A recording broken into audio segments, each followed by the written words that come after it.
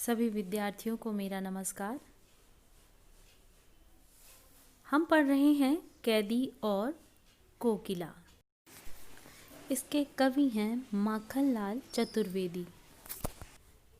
पिछली कक्षाओं में हमने कई पदों के अर्थ पढ़े हैं, समझे हैं कि किस प्रकार से ब्रिटिश शासक क्रांतिकारियों के साथ बुरा व्यवहार करती है और कवि स्वयं एक कैदी हैं और कैदी बनकर कोयल की मधुर आवाज़ को सुनकर उसे अपनी सखी मान लेते हैं, मित्र मान लेते हैं और अपना दुख दर्द बांटते हुए उसके संदेशे को सभी तक पहुंचाना चाहते हैं। आज हम पढ़ेंगे 6वां पद। इस शांत समय में अंधकार को वेद रो रही क्यों हो, कोकिल बोलो तो। चुपचाप मधुर विद्रोह बीज इस भांति बो रही हो क्यों, कोकिल बोलो तो। कवि कोयल से कह रहा है कि तुम हमारे कष्टों को नहीं देख पा रही हो, इसलिए इस शांत वातावरण में आधी रात को अंधकार को चीरती हुई रो रही हो, हमारे कष्टों को नहीं देख पा रही हो, कोयल बोलो तो। क्या ऐसी बात है कोयल, मुझे बताओ तो।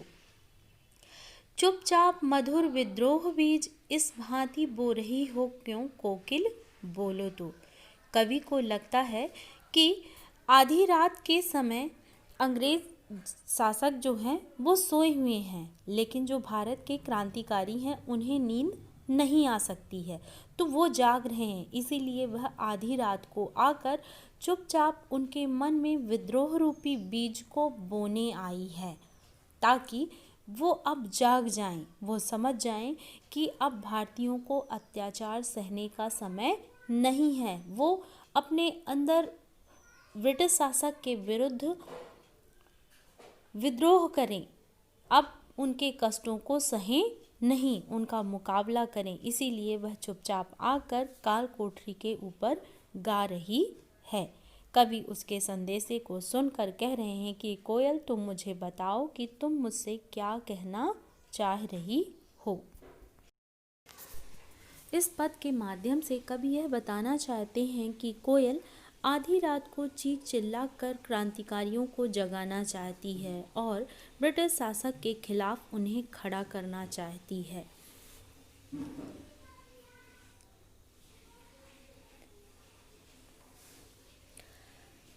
सातवां पद है, काली तू रजनी काली, शासन की करनी भी काली, काली लहर कल्पना काली, मेरी काल कोठरी काली, टोपी काली कमली काली, मेरी लौह श्रृंखला काली, पहरे की हूँ कृति की ब्याली, तिस पर है गाली ए आली।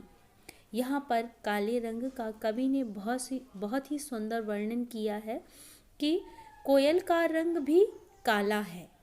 रजनी अर्थात रात का रंग भी काला है और जो अंग्रेज सरकार है उसके कर्म भी काले हैं।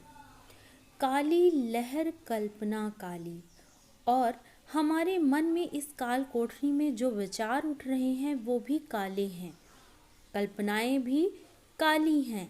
मेरी काल कोठरी काली, और जिस काल कोठरी में मुझे कैद कर दिया गया है वह भी काले रंग की है। टोपी काली, मेरे सिर पर रखी हुई टोपी भी काली है। कमली काली, कमली अर्थात कंबल, कंबल का रंग भी काला है। मेरी लौह श्रृंखला काली, और जिस काल कोठरी में मुझे रखा गया है उसकी लोहे की श्रृंखलाएं भी, जंजीरें भी काली हैं। पहरे की हुंकृति की ब्याली, हुंकृति अर्थात आवाज़ और ब्याली अर्थात सर्प, और पहरेदार जो हमें गालियां दे रहे हैं वह सर्प के हुंकार की भांति लग रहे हैं। तिस पर है गाली ए आली, ऐसे काले रंग के वातावरण में भी सखी कोयल हमें गालियां ही सुनने को मिल रही हैं। तो इस प्रकार से यहाँ पर कवि ने काले रंग का बहुत ही सुंदर वर्णन किया है कि चारों ओर कवि के जो वातावरण है वह काला है और कविता इस काले शब्द के कारण चमत्कारिक लग रही है। अनुप्रास अलंकार का यहाँ पर प्रयोग किया गया है। अगला पद 8वां, इस काले संकट सागर पर मरने की मदमाती कोकिल बोलो दो, अपने चमकीले गीतों को क्यों कर हो तैराती कोकिल बोलो दो। अब कवि को लग रहा है कि कोयल इस अंग्रेज शासक के कार्यकाल में यदि यहाँ आकर गाएगी तो निश्चित रूप से यह जो ब्रिटिश शासक है उसे भी पकड़कर मार देगा। इसलिए वह कोयल को सचेत करते हुए कह रहा है कि इस काले संकट के माहौल में तुम यहाँ मरने के लिए क्यों आ रही हो कोयल, अपने सुंदर गीतों को, चमकीले गीतों को यहाँ क्यों गा रही हो, उन्हें क्यों नष्ट कर रही हो कोयल, मुझे बताओ। तो कवि कोयल को संकेत कर रहा है कि तुम्हें यहाँ से चले जाना चाहिए, नहीं तो यह अंग्रेज शासक तुम्हें भी मार देगा।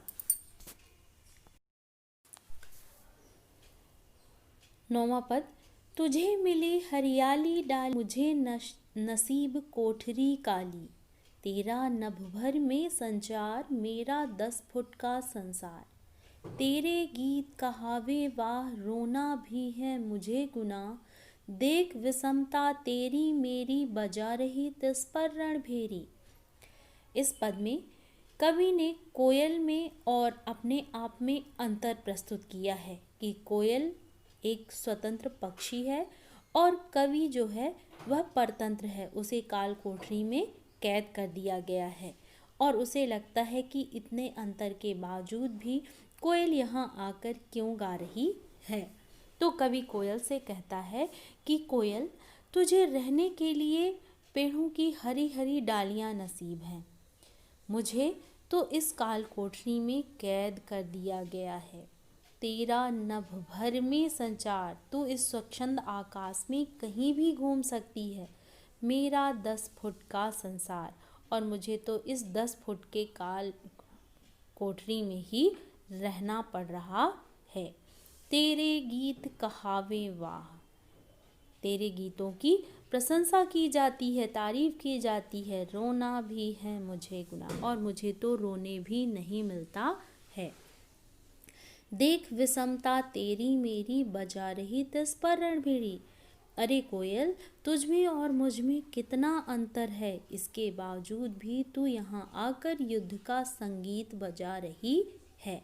यहाँ पर वैसे तो पूरे पद में कोयल का मानवीकरण किया गया है, लेकिन यहाँ पर जब वह युद्ध का संगीत बजाती है तो विशेष रूप से मानवीकरण अलंकार का प्रयोग किया गया है। तो आपका यह प्रश्न भी पूछ सकता है कि देख विषमता तेरी मेरी बजा रही तिस पर रणभेरी में कौन सा अलंकार है। तो यहाँ पर आप लिखेंगे मानवीकरण अलंकार है, क्योंकि कोयल एक पक्षी है और उसके द्वारा युद्ध का संगीत बजाया जा रहा है, मनुष्य की भांति वह कार्य कर रही है, इसलिए यहाँ पर मानवीकरण अलंकार का प्रयोग किया गया है। एक और प्रश्न यहाँ पर पूछा जा सकता है कि कोयल में और कवि में क्या अंतर है। तो कोयल और कवि में क्या अंतर है कि कोयल हरी हरी डालियों में रहती है, पूरे स्वच्छंद आकाश में कहीं भी आ जा सकती है, उसके गीतों की प्रशंसा की जाती है, लेकिन कवि को काल कोठरी में कैद कर दिया गया है, उसका 10 फुट का संसार है और उसे रोना भी नसीब नहीं हो पाता है। अभी मैं अन्य पदों के और भी प्रश्न आपको समझाती जाऊंगी बाद में, अभी पहले इसका भावार्थ समझ लीजिए। अगला है लास्ट पैराग्राफ, इस हूँ कृति पर अपनी कृति से और कहो क्या कर दूं कोकिल बोलो तो, मोहन के व्रत पर प्राणों का आसव किसमें भर दूं कोकिल बोलो तो। कवि अपनी मित्र कोयल से कह रहा है कि इस हुंकृति अर्थात आवाज़, कोयल तुम्हारी इस मधुर आवाज़ को सुनकर अपनी कृति अर्थात रचना, अपनी रचना के माध्यम से कहो और क्या कर दूं, कोयल मुझे बताओ। तुम्हारी आवाज़ को सुनकर मैं अपनी रचना के माध्यम से और क्या कर दूं, कोयल मुझे बताओ तो। मोहन के व्रत पर प्राणों का आसव किसमें भर दूं, कोकिल बोलो तो। मोहन अर्थात यहाँ पर मोहनदास करमचंद गांधी से है। मोहनदास करमचंद गांधी ने अपने देश को स्वतंत्र कराने का व्रत लिया था। उसी बात को लेकर लेखक कवि माखनलाल चतुर्वेदी प्रश्न कर रहे हैं कोयल से कि कोयल मुझे बताओ कि मैं अपनी रचना के माध्यम से मोहनदास करमचंद गांधी के व्रत को पूरा करने के लिए, आज़ादी के व्रत को पूरा करने के लिए अपने प्राणों का आसव, आसव अर्थात होता है मदिरा, मस्ती, अपने प्राणों की मस्ती किस में भर दूं, कोयल मुझे बताओ तो। कवि अपनी रचना के माध्यम से लोगों को जागृत करना चाहता है, क्रांतिकारियों के सोच को बढ़ाना चाहता है। वह चाहता है कि जल्दी ही क्रांतिकारी हमारे देश को आज़ाद कराएं और यह कार्य वह अपनी रचना के माध्यम से करेगा।